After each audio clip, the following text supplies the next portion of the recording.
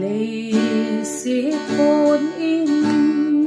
khi phê tha sông lệ khổ bí hơi ta su kê man ca này na và ca xin a sen dài on sa te lên Jesu katun sot in Zion sa te sa len na din Jesu anay ta na zao na dem o supi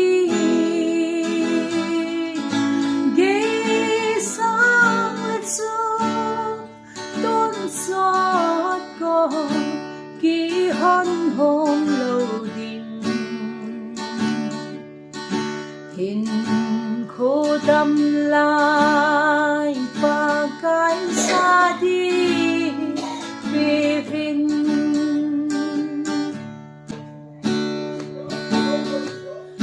Jesu nei Hinna no ki pa na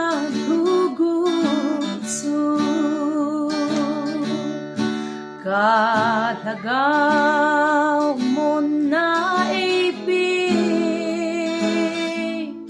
Jesu nebo kipa na Jesu ne si na bulbi Jesu ne Kim Jesu ne chu van noi to ki khen na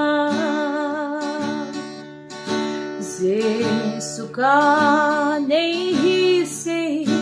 soi leng e van noya ta san nan ka mu cinta Ati namin cross nga Jesu ne si na bulbi Jesu ne hau na bukim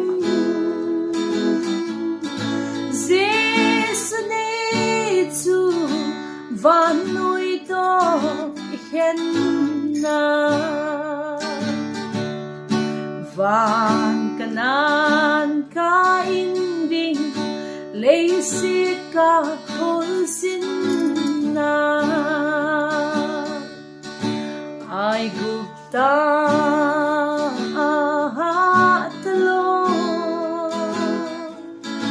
Kalal Jesu nei pui sin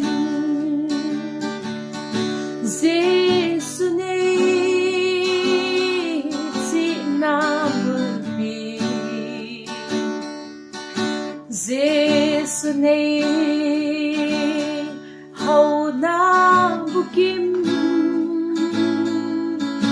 Jesu nei chu van noi to ki khen na van kanan ka inding Leiset ka kusin na ay gupta ahataloy kalal Jesu nei pui sin Jesu nei si na bulbi Jesu nei hau na bukim Jesu nei van nôi to ki khen